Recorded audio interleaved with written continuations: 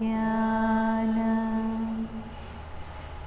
Satyam Jnanam Jyotir Aravinda Satyam Jnanam Satyam Jnanam Jyotir Aravinda Jyotir Aravinda Jyotir Aravinda.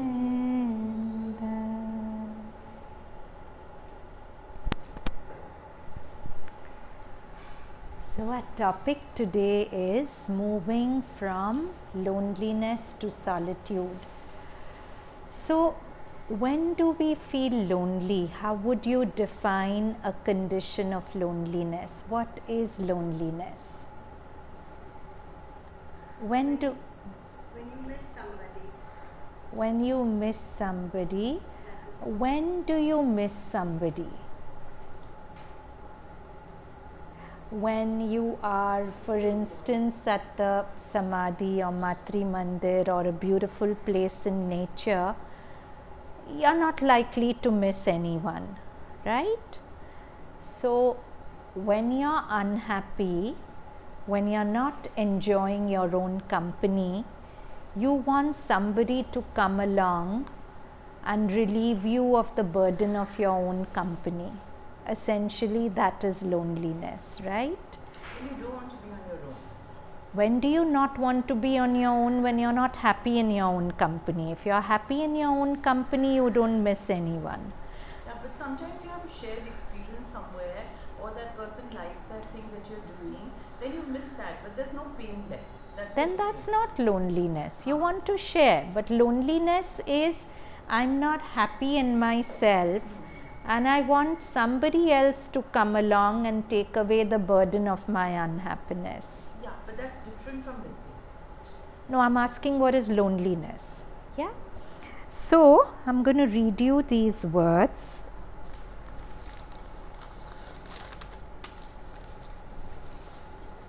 Sorry, there's no PDF today. There was some miscommunication. So, you just listen to my words.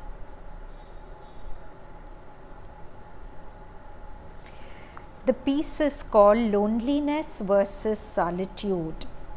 Loneliness is the biggest punishment in the world, and solitude is the biggest gift, blessing. Loneliness is suffering, solitude is relaxing. Loneliness is fear, solitude is peace. Till we look for solace in the outer world, we will experience loneliness. When you start looking for it within you, you start experiencing solitude. This life is nothing but a journey from loneliness to solitude. So essentially, when we haven't worked enough on our consciousness, and our own consciousness is a burden on us, our mind keeps churning out thought patterns which we don't like to be with, feelings which pull us down. You need a chair, no? No, Varun, just get her a chair. Priyanka, don't take chances with your back, just get her a chair. So, no, that's not good for your back. So, loneliness is about not liking your own company and wanting somebody else to come along and solace you. So, the way out of loneliness is not to keep distracting yourself seeking company.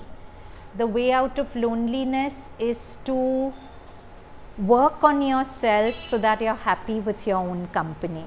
When you're happy with your own company, you won't be lonely, isn't it? Then in fact, it's a boon to be alone. You love being alone, experiencing what you do inside, etc. But when you haven't worked enough on your consciousness and you need somebody else to come along and make you feel happy and special and whatever else, that's when you get lonely. Yeah. So now this passage says that till we look for solace in the outer world, we will always experience loneliness. So if I'm looking that if I get friends, then I won't be lonely. If I get enough outings, then I won't be lonely. But many of you will agree with me that sometimes you're with people and you're still feeling very lonely, because the people are not really coming to your rescue to take away the unhappiness inside you, isn't it? So, till we look for solace in the outer world, we will experience loneliness. But when you start looking for solace within you, you start experiencing solitude. There are those beautiful lines in Savitri. The one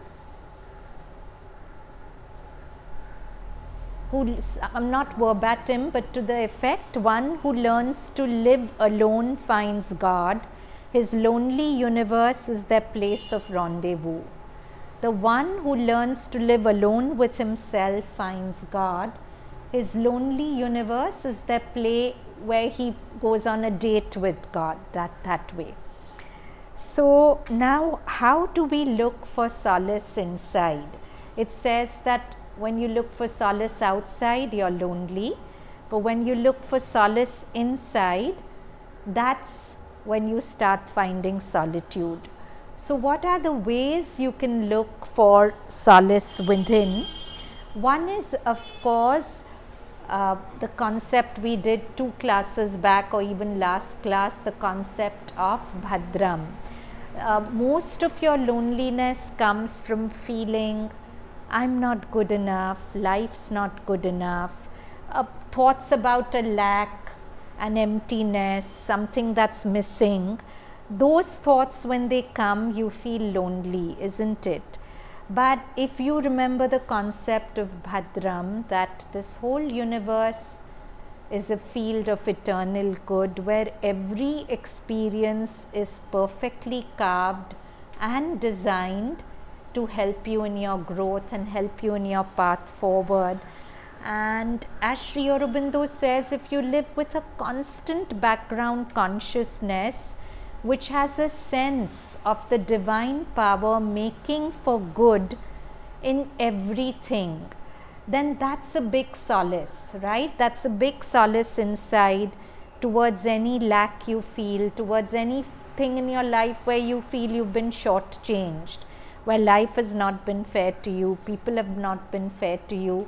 If you constantly keep this sense that there's a divine power making for good behind every experience, that's a very powerful solace that can get rid of loneliness, right? So, I'm going to read you these words. We've done them before, but it's always good to visit them. An equal heart is needed for perfection, Sri Aurobindo's words, but not only a passive equality, there must be the sense of the divine power making for good behind all experiences. This is such a beautiful line if we can live it. Sri Aurobindo says there should be a constant sense in our consciousness of a divine power making for good behind all experiences, a faith and will that can turn the poisons of the world into nectar. See the happier spiritual intention behind adversity, the mystery of love behind suffering, the flower of divine strength and joy in the seed of pain.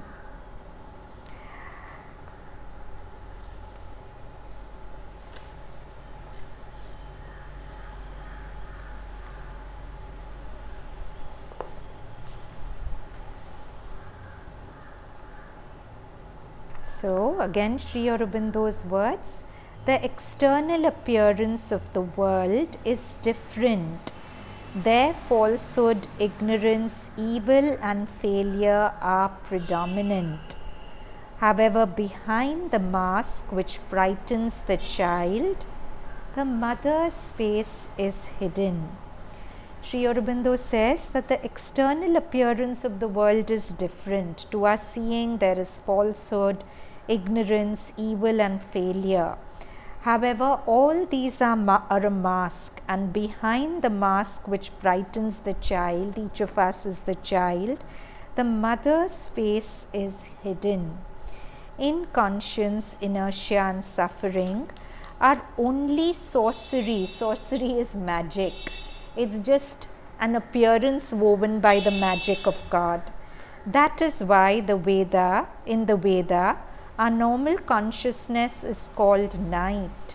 Even the highest development of our intellect is only a moonlit and star-bedecked play of the divine night. But within the bosom of this night hides her sister Usha, carrying the infinity-born light of future divine knowledge. Even in the night of earth consciousness, the force of Agni blazes again and again, and with the glow of Usha radiating the light, it is the force of Agni which prepares the birth of truth-conscious Usha in this blind world. So he has very beautifully described that our normal consciousness is a consciousness of ignorance. It is the consciousness of night, because we see things and we get disheartened. But what we are seeing is only a mask. Behind the mask, there is the face of the mother making for good behind every experience we are having. So this is a very powerful solace whenever we are feeling unhappy, to constantly remind ourselves that let me be patient. Nothing in my life happens randomly. Everything is perfectly designed. Not even a leaf falls to the ground without the secret will and knowledge. So if I really live with this sense that I'm living in the middle of a miracle, where everything is orchestrated and designed for the growth of my soul to take me to a better place, then I'll feel less of a lack, I'll feel less inadequacies, less incompletion, isn't it? So Bhadram can be a very powerful solace. But why is it difficult for us to access it many times? How many of us feel that whatever happens, we remember that it's part of Mother's plan and it's for my good? Varun, you remember this all the time? Okay, so that means you would never get unhappy. So you're never unhappy? I think as much as possible. Ha. So when you I try my best. I appreciate that. You're very sincere. I know you try your best. But why is it when we do become unhappy, why does our access to Bhadram get lost? Yeah, so at that time if I tell you this is for your good, why won't you believe it? Because you're hurting at that moment, You can't, you're clouded, you can't see sense, and nothing in you can believe that something that gives you so much pain can be good for you. Something that's such a loss for you, how can it be good for you? You give a lot of importance to yourself, and you give a lot of importance to the truth of your pain. Yeah, that if it's so painful and I'm feeling so robbed and so whatever, how can it be good for me? And that's the biggest challenge to the human consciousness, to accept that pain is also good for us, because our whole conditioning is pain is bad. We are all neurotic about pain. We all have a very low pain tolerance threshold. Some of us have a low emotional pain threshold, some of us have a low physical pain threshold, but our whole conditioning tells us pain is bad and we have to run away from pain or get rid of it at any cost. But that's the conditioning we have to change, right? Sometimes pain is our greatest partner in growth. So we don't have to feel we are bad. So another thought that comes to us is, I'm bad, so life's, but this Indian concept of karma, highly misunderstood and can create a lot of unnecessary confusion in the mind. Our whole thing is, if something bad happened to me, I've done something bad and that's why I'm suffering. But it's not like that. If you believe that the Creator, the one who's become the world, is all compassion and all love, to me it doesn't make sense that he'll rule the world with the law of reward and punishment. He's too wide for that. So karma is not as simplistic as I've done bad, so bad is happening to me. It's not like that. It's more like I'm unconscious, I'm not bad. And wherever I need to become conscious, life is sending me pain to transform that unconsciousness into consciousness, right? So I should feel happy that life values me so much that it's designing circumstances to give me an opportunity to grow every time it's sending me pain. So to see Bhadram in that pain also, and to, it's a big thing to trust mother enough when we are in pain. Instead of blaming people, instead of whatever, when we are in pain, to just sit with mother and say, I know I don't like going through whatever I'm going through, but if you brought me to it, there has to be a purpose to it. Give me the patience to discover the purpose and come out of it stronger, wider, cleaner in consciousness, and let me go into every experience with that sankalp. Yeah? So now, so one solace is Bhadram. The second solace, we said that the way out of loneliness is to seek solace within, right? When you seek solace outside, you become lonely. When you're seeking solace within, you move towards solitude. So the first way of seeking solace within is to live with a constant sense of Bhadram, right? The second way of seeking solace within is surrender. This also we visited ad nauseum. Actually, Bhadram and surrender are connected. If I'm completely convinced that everything is unfolding for my highest good, then it's only intelligent to surrender to the flow of the life, right, rather than fight it. So mother's words on this: to the extent to which you surrender, the best happens to you. This may not be in conformity with what you would like, your preference or desire, because these things are blind. It is best from the spiritual point of view. So this is the conflict when I am in pain, and I often hear people say that, but what good can come out of this? I see no good in this. But mother's saying that it is best from the spiritual point of view, best for your progress, your development, your spiritual growth, your true life. It won't necessarily be what you like, your preference or desire. Therefore, in spirituality, the closer, the more we walk on the path, bit by bit, we learn to drop our preferences, because we understand that very often what we want is the last thing which is good for us. So when we go through this pain again and again, the consciousness learns to drop preferences and be open to whatever life brings.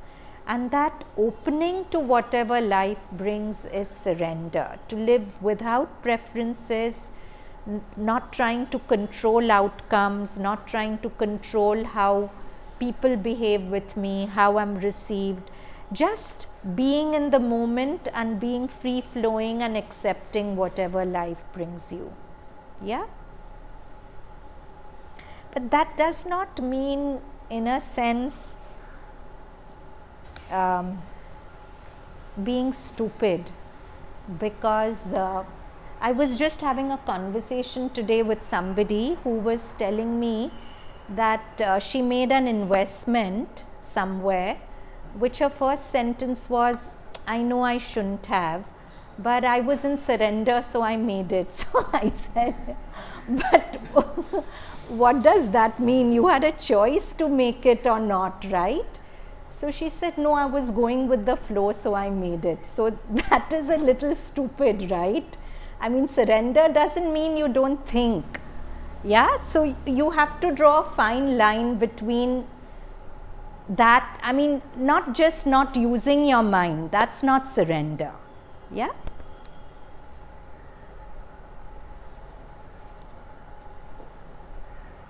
Mother further says, when you come to the yoga, you must be ready to have all your mental buildings and all your vital scaffoldings shattered to pieces.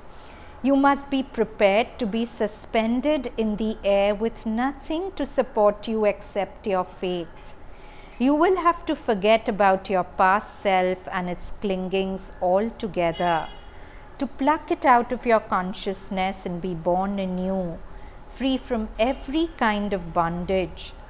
Think not of what you want to realize. Turn from your dead past. It will be, think of what you want to realize, turn from your dead past and look straight towards your future. Your country, family lie there. It is the divine. Okay. So the first way of getting solace from within was, what was it? Bhadram. The second was surrender. The third is cultivating the attitude of the witness or non-judgmental awareness, because very often it's our judgments on things which make you feel lonely, because your judgment makes you feel you're less, they are more, they did wrong, you did wrong. So to do away with those judgments and be in the poise of the witness is the third way of seeking solace within. So these are words of Osho. Don't condemn another. A non-condemning mind will have compassion, Osho says. A non-condemning mind will have a deep acceptance.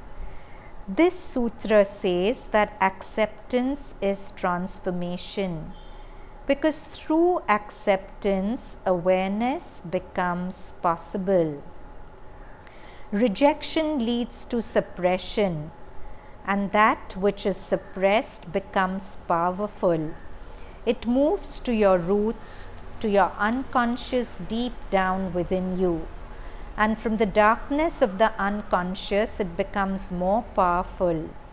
You cannot accept it because you're not even conscious of it. So he's saying that in order to be non-condemning, firstly, you mustn't suppress. Because suppose you have a strong reaction towards someone and you suppress it, it goes into your subconscious mind. And in your subconscious mind, it's even more powerful than when it's in your conscious mind. So you cannot accept it because you're not even conscious of it. Whatever comes to the surface of the mind can be thrown out easily from the deep center. They cannot be thrown out. So what comes to the surface of your mind, you can watch it, you can offer it to mother, you can root it out of you. But once it's gone down to your subconscious mind, you can't do that. How can a violent mind become non-violent? If you force yourself to be non-violent, non-violent, this will be violence to yourself. You cannot change one thing into another, violence into non-violence. You can simply be aware and accepting. Accept greed as it is. By acceptance is not meant there is no need to transform it.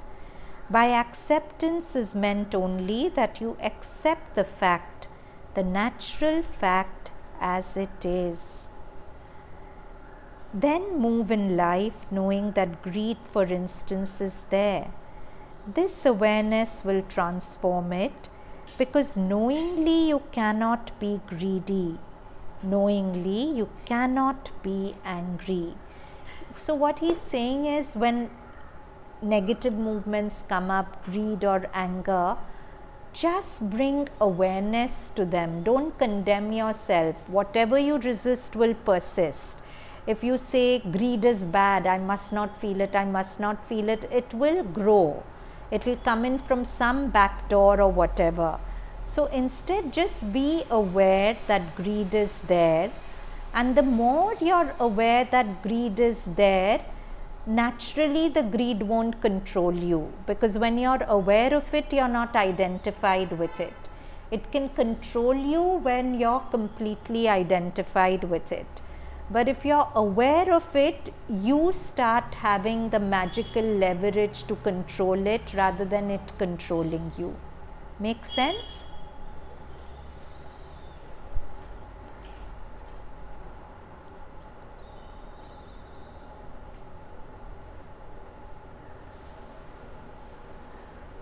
For anger, greed or violence, unawareness is a basic requirement. Just as you cannot knowingly take poison, just as knowingly you cannot put your hand into the flame, unknowingly you can put it. So the more conscious you become of these negative mind states, the more you won't act out of them, because to act out of them is to put your hand in fire. When you see fire, you won't put your hand in it. But if you're looking elsewhere and you don't see the fire, you'll put your hand in it and get burnt. So all these negative mind states are like fire. You need to be aware of them, see them, then they can't burn you.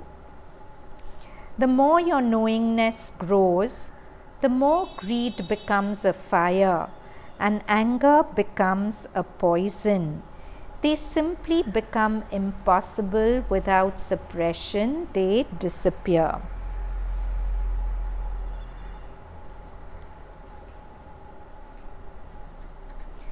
Further, Osho says, the enemy exists because you are protecting yourself against him. The enemy is there because you are not open. If you are open, then the whole existence is friendly. It is simply friendly because that feeling can only exist with the contrary feeling of enmity. So he said a very important thing, Osho. The enemy exists because you're protecting yourself against him. If you don't protect yourself, if you're not defensive, then there's no enemy, right? Why is there no enemy when you're not protecting yourself? All mental games, because even when you started class, you said you're feeling lonely inside. How can something external make that internal loneliness go away? Because the premise itself is that the loneliness is internal. Same way the people are also inside you. The way you picture them, okay, this person is a bad person to me, this person is a good person to me. So if all is a mental projection, then the moment you remove the mental projection, people go away. Exactly. So the enemy exists because you're protecting yourself. If you see everything as mother wearing a mask, then there's no enemy to protect yourself from, right? It's just your thought. And if everything is a field of Bhadram, then you don't need to protect yourself from anyone. Mother says so beautifully somewhere that I allow the difficult person also to be just as difficult towards you as is good for your growth. I control hostile forces also, so they are allowed to be as difficult as is good for your growth, not a little bit more. So in that sense, nobody can be an enemy, right? Everyone is your friend and partner in your journey of evolution. Lao Tzu's basic teaching is this: if you accept the whole existence is with you, it cannot be otherwise. If you accept that the whole universe is friendly, it cannot be otherwise. If you deny, you create the enemy. The more you deny, the more you defend, the more you protect, the more enemies are created. So beautiful. If you deny that everything is part of this friendly universe, you create the enemy. The more you deny, the more you defend, the more you feel you're living in an unfriendly universe and you have to protect yourself, the more you defend. The more you protect, the more enemies are created. The more you try to protect yourself, the more enemies are created. This is even true in our body, right? Have you ever had visitors from the West who will come to Bombay and get a Bombay belly? They'll fall sick immediately and they are very paranoid. You'll offer them any fruit, has it been washed with fruit rinse, otherwise I won't touch it, blah blah blah. Why is that so? Because they've gone so much over the top to kill germs, because the germ is a big enemy for them, that their own immune system gets depleted. Their own immune system doesn't kick in. Whereas for us, we can live with all these germs inside us, but we are not seeing them as an enemy. So we are not protecting ourselves. If we are not protecting ourselves, there's no enemy. They just coexist within us as part of our body. They don't become the illness, right? So what's true for germs is true for even the difficult people outside. The more we see them as an enemy and the more we struggle to protect ourselves from them, somehow the more we'll allow them to poison our existence, and the worse the equation gets. But if you just drop this vision of enemy from your mind, this difficult person is my partner in growth, it's mother wearing a mask, and I don't take out the consciousness antibiotics and antiseptics against that person, then it'll be fine. I'll find an equation where there'll be a balance and it'll be good. But I'm creating the enemy in my mind. The more you defend, the more you protect, the more enemies are created. The fear creates the enemy, and then the enemy creates defense, and the defense creates offense. Okay, once you're defensive, you'll offend, you'll hit back, you become violent, you're constantly on guard, you're against everybody. The point has to be understood that if you are in fear, you are against everybody. Degrees may vary, but then your friend and your enemy are both enemies. The friend is a little less, that is all. Quite strong words, no? The point has to be understood that if you are in fear, you are somewhere against everybody. Degrees may vary, but then your friend and your enemy are both your enemies. Your friend has to say a little something and you start seeing an ill intention in the friend. You start doubting the friend. You start thinking, could she mean this? Is she really on my side? If I have a world view where I'm not living in a friendly universe, then that world view makes everything an enemy. Some less of an enemy, some more of an enemy. Yeah? When you feel that you have to defend yourself, you become offensive. Because to offend, to be aggressive is the best way to defend yourself. Defense offense is the best form of defense, right? Whenever you feel defensive, you hit back. If you are closed, you can create only the enemy, because when you are open, only then is the friend revealed. Expression and suppression are two aspects of one coin. In expression and suppression, in both, the other is the center. I am angry. I was going to express the anger to you, now I suppress it. But anger goes on being projected onto you, whether expressed or suppressed. The emphasis is on knowing from where this anger has arisen. Do not do anything with the anger. Do not touch it. Use it as a path. Just go deep into it and know from where it has arisen. So don't suppress anger when it comes. Don't express it either. But bring awareness to it. Sit with it. Find its root. The root is not this person calling me this. The root is something in my past which is a raw nerve which reacts to this particular word or tone of the person. So address the root of the anger, bring awareness to it. Similarly, fear, whatever the other mind state is. So remember this, whatever you are doing, do it consciously with alertness, fully aware. Anything done with full awareness becomes meditation. Mother says, you feel lonely because you feel the need to be loved. So we come to the first way of looking solace within was Bhadram. Second was surrender.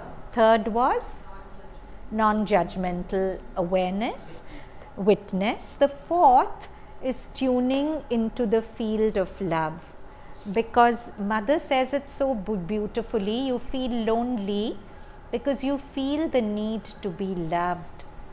Learn to love without demand, to love just for the joy of loving, the most wonderful joy in the world, and you will never again feel lonely. So beautiful. She says, learn to love without a demand for love. For us, love is always a bargain, a barter. I've done so much for you, what are you doing back for me? And if I feel you're not, or if I have a fight with a person, the instant thought will be, after doing so much for her also, she's talking to me like this. So that is bargaining. That's not love really, no? Love doesn't keep an account or a track like that. So Mother's saying, you feel lonely because you feel the need to be loved. Learn to love without demand, to love just for the joy of loving, the most wonderful joy in the world, and you will never again feel lonely. So we pause here. What is it that closes our doors to love? Why? See, all of us, how many of us feel inside, I love this person? When the person's in front of me, it all goes away. I just can't feel the love or express it. How many of us feel like that? So why is that the case? Why is it that we feel it inside, but in the presence of the person it evaporates? Malvika, you were saying something? Huh. Yes, I feel because Loudly. The person has certain way of behaving that doesn't appear with me. So I just Close in. close myself. I want to express, I want to be with that person, but the behavior when they say something just puts me off and I don't want to. Because you have an idea of how he should be with you, right? All of us do. We have an idea that this person should be one particular way with me. But it's very sobering. Sri Aurobindo writes, I think in Synthesis of Yoga, I can't be sure, but I think in that book, that any emotion you ever feel you're feeling it towards God, because everyone is God. So if you're feeling rejection towards the person, you're feeling rejection towards mother. But sometimes that also isn't strong enough for me to overcome that strong dislike that comes up. What I need to do is to realize, see, why am I rejecting the person? Because somewhere I have a conditioning that if the person changes the behavior, then I'll feel loved by the person and then I'll feel happy. So somewhere I'm blaming the person for my unhappiness, isn't it? And that blame closes the door of my heart to the person. But suppose I sit with that conditioning and really tear it apart, that my happiness is about the consciousness with which I live here. It's really got very little to do with people outside, because another person living with the same person may be perfectly at peace and happy. If the person is so bad, then every single person, even if the Buddha lived with him, he should be able to disturb the Buddha's peace, which is not possible, right? So somewhere it's a conditioning of my consciousness and my expectation that the person should be a certain way. If I can really drop my expectation that this is this person's soul's journey, in this birth, this soul has decided to wear this nature for reasons I can't understand. Let me drop my expectation that the nature should change, because it will only change in its season. It may not even change in this birth. It will surely change. Maybe 2 births later, 10 births later, but that's this soul's journey. It's not my business to demand that the nature should change. Okay, I can't interfere with the soul journey of another person. But my soul has chosen to be with this person because my soul has been hungry for the experience this person has given me and is giving me, and how I can grow from it. So if I really remember that, and I'll train myself to not get irritated or annoyed when that person just follows the nature which his soul has decided to adopt in this birth. It's his soul journey. Why should I interfere? Let me work on myself to stop calling it wrong, bad, whatever, and just be equal to it. It's possible. It's not impossible. The more I feed my aggression towards the person, the more I feed he is wrong and that's it. What am I achieving? I'm making myself unhappy, I'm making him unhappy or her unhappy. But instead, if I just decide that I want to be an energy of love, and that energy of love can be so strong that it need not be affected or disturbed by that other person, right? Because that energy is in me. It's not something that's being created by that person's behavior. What if the other person is extreme? Like? And what about divorce and separation also that happens? No, talk about yourself, Dolly. I never talk about hypothesis. Just like this happens. That right? we So can't, like talk about yourself. You look at the world, then there are no answers. Yeah? You're loving unconditionally. You're full of love. You feel the way you're behaving with the other person, you're behaving with God. But what if that person takes advantage of you? So there's a beautiful line which says that in Elif Shafak's 40 Rules of Love, that don't worry about people who are manipulating you, because they themselves are being manipulated by the master manipulator. The biggest plotter on earth is God himself. So you don't worry about protecting yourself.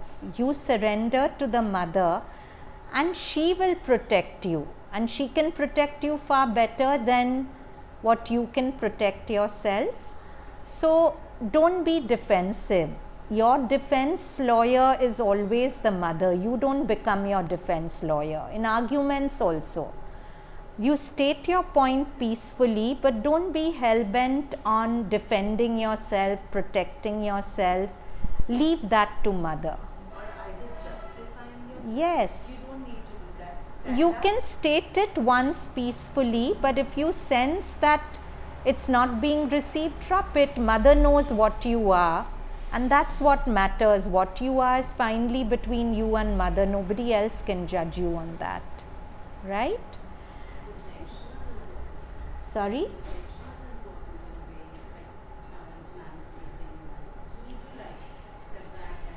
So consciousness is the greatest protection, na Mansi? If I am in a consciousness of faith, surrender, Bhadram, and I act from that consciousness, will that consciousness not protect me? It will protect you far better than a consciousness which is rattled, unhappy, defensive. So Miss, you can also be aware of it, and if someone's treating you badly, you can move away from the situation and leave it at neutral. But you don't have to stay in the situation and keep You don't it. have to. If you have a choice to walk away, you can walk away. Not necessarily walk away, but create some distance where you don't feel like you're just giving, and the person is just taking Absolutely. advantage. Because Absolutely. that's also then in a way being foolish, right? Like Yeah. just Because you have to love yourself also. Yeah, and you can unconditionally, so to speak, love someone from distance as well. Of like when you're able to show up in a different way, then we can play in a different way. Absolutely. Absolutely. Yes. So, on this topic of love, there's a beautiful teaching in the scriptures that live your life poised in that one moment before you breathe your last. It's a beautiful teaching because, you know, right now you're getting irritated by the person's behavior. Just think that suppose you are on your deathbed and you're breathing your last. In that moment, will you be as intolerant and irritable about this person's behavior? Just think about it. Will you? Will it matter? Negligence, is that Huh? person in such a big picture? How would that person matter? Exactly. So the teaching is what's not important in that one moment before you breathe your last is not important now also. Yes? Yes?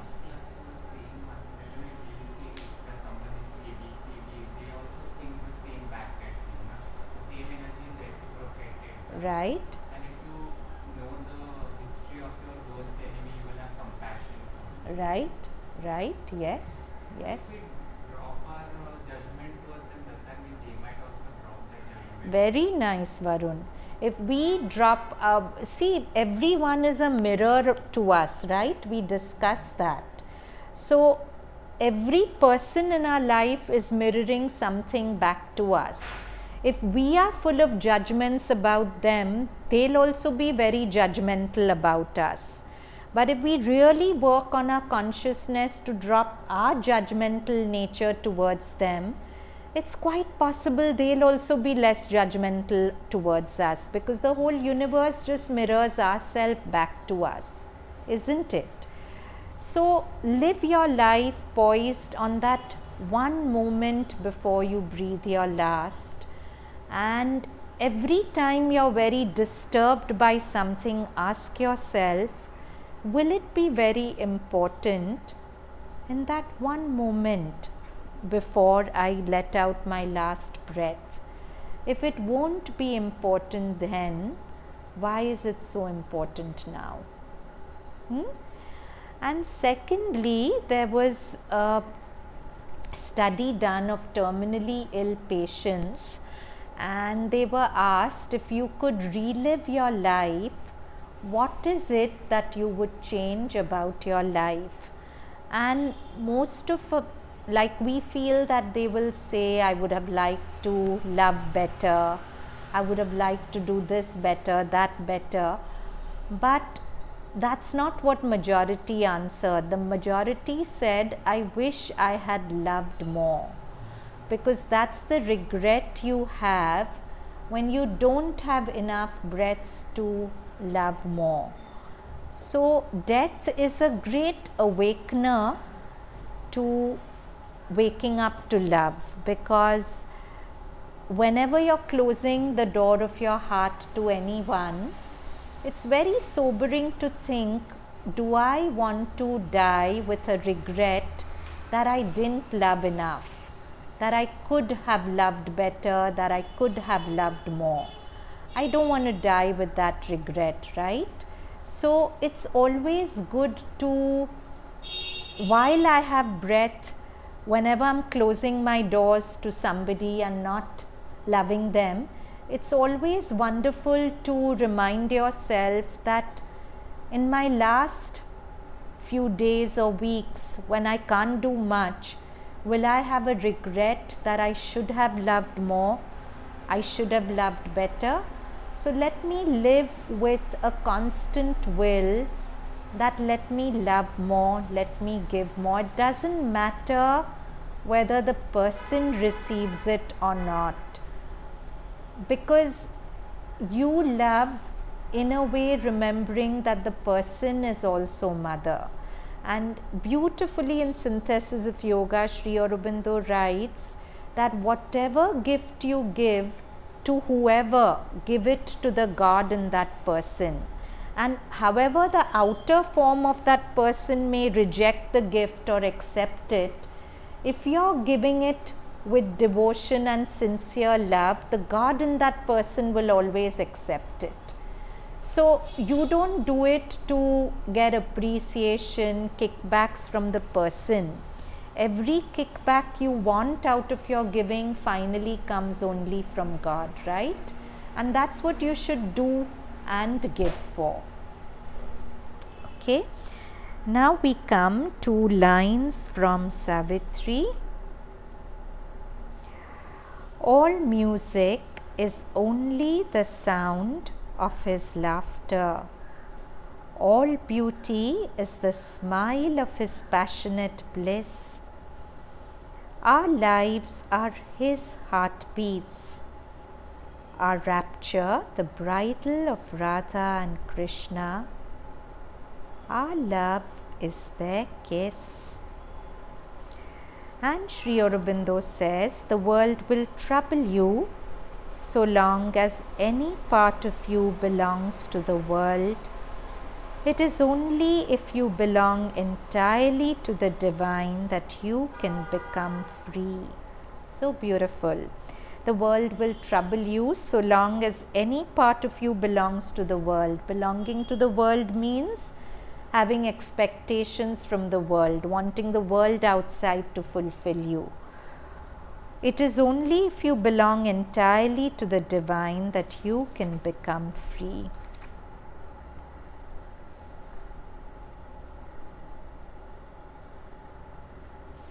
Page 100, Savitri. The artist's joy shall laugh at reason's rules. So God is the artist who's making the painting of the whole world, and his joy will laugh at reason's rule. Reason says this is good, this is bad. When it looks at an incomplete picture, it's quick to judge. But the artist who has the whole picture in mind, the artist's joy shall laugh at reason's rules. The divine intention suddenly shall be seen. The end vindicate intuition's sure technique. A graph shall be of many meeting worlds, a cube and union crystal of the gods. A mind shall think behind nature's mindless mask. A conscious vast fill the old dumb brute space. So this is what will happen. Right now we are looking at an incomplete design, work in progress, and we are writing it off as good, bad, whatever. But the artist's joy shall laugh at reason's rules. The divine intention suddenly shall be seen. The end vindicate intuition's sure technique. A graph shall be of many meeting worlds. A mind shall think behind nature's mindless mask. A conscious vast fill the old dumb brute space. This faint and fluid sketch of soul called man shall stand out on the background of long time, a glowing epitome of eternity, so very beautiful. This faint and fluid soul sketch of soul called man. So he's saying what you're sitting here, this man, this woman, is a faint and fluid sketch of the soul. It's actually a painting of the soul, but it's faint and fluid. It keeps changing. The body keeps changing. So this faint and fluid sketch of soul called man shall stand out. This is the final design when the supramental becomes a truth on earth, shall stand out on the background of long time, a glowing epitome of eternity. So that's our future. Right now we are this changing fluid a sketch of the soul, which falls ill, which decays, which dies, but that's not the last design. This will change to a glowing epitome of eternity. A little point reveal the infinitudes. Page 101. A seer within who knows the ordered plan, concealed behind our momentary steps, inspires our ascent to viewless heights, as once the abysmal leap to earth and life. So a seer within, not our seeing, not our thinking mind, but something that sees within us. A seer within who knows the ordered plan. So our mind may not see the good in what's coming. It can't accept that this too is part of the plan. But the seer within knows the ordered plan. And that's the source of Kalyan Shraddha, of faith in the goodness of life. A seer within who knows the ordered plan, concealed behind our momentary steps, inspires our ascent to viewless heights. So actually it's so beautiful. I am the light I'm seeking, isn't it? Because I'm seeking the light with my outer being, but I am also that light, and that light is guiding my seeking. So it's such a beautiful way of life. The light, I am the light I'm seeking, and the light I am seeking is seeking me. It's all one thing together. And when it's part of such an intricate, beautiful plan, if we really open our inner eyes, life can be nothing but beautiful. And we really understand the meaning of that line in Savitri, all is miracle here and can by miracle change. Because this whole life is a miracle. You think you decided to come here and be part of this evening, but not so. There was a bigger mind who planned, handpicked each person who would be here. Maybe what seed you found here will be something that will help you. I mean, I'm just saying there are so many possibilities, and everything is part of that plan. So often loneliness comes from feeling I'm alone in the battle of life. I have to solve life. I have to carry the burden of life. But that's not so. Life is carrying you. You are not carrying life. Life is you really. And because you are life, life is carrying itself. Yeah. So let's just summarize. Let's sit quietly. And we said that loneliness is a curse while solitude can be a blessing. Loneliness is about seeking solace from the world outside. I'm not feeling complete and whole in myself, so I'm looking for the world outside, company outside to make me feel whole. Solitude, on the other hand, comes when I understand that the world outside can do very little to truly solace me, and I start looking for solace within myself. And we explored several ways of finding solace within. The first solace is Kalyan Shraddha or Bhadram, to hold constantly in my mind that every experience I'm having, there's a divine power making for good and growth through that experience. So never to feel crestfallen, abandoned, or at loose ends. The second is the way of surrender. If this divine power is so beautifully working out everything for me, I can be open, I can flow with life, I can give up the frustration of trying to control outcomes and receive whatever life gives me with good grace as a blessing. And the mother says that the best always happens to those who can truly live in surrender.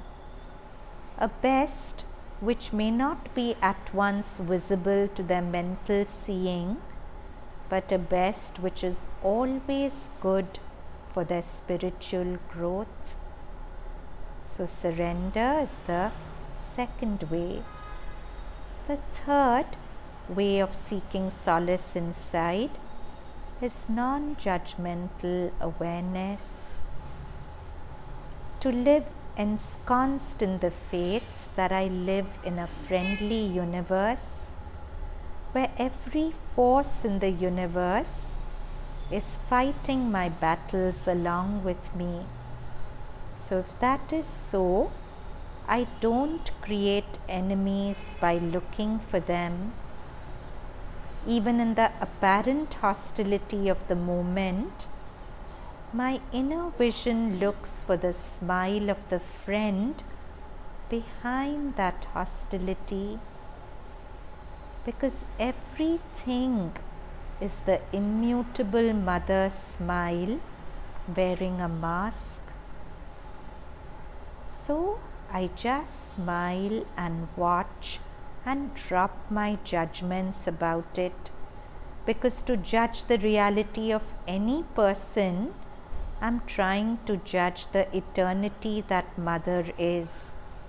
Because unless I know everything about the person from the beginning of time, my judgment about the person will always be false and inaccurate. So to drop judgments and criticisms. And that brings us to the fourth aspect, love. There's a beautiful definition of love, which is to see without judging, to really see any aspect of existence without preconceived notions and judgments is love. And when I'm in the field of love, I can never be lonely. The mother says that only those are lonely who want to be loved. But if I'm always in a state where love is effortlessly flowing from me, then I cannot be lonely. So this, in short, is the journey from loneliness to solitude. Sri Aurobindo's lines: The one who learns to live alone finds God. His lonely universe is their place of rendezvous. And then it's of course not lonely anymore. It's a universe of solitude. So with that, hands together in a namaste. 3 ohms.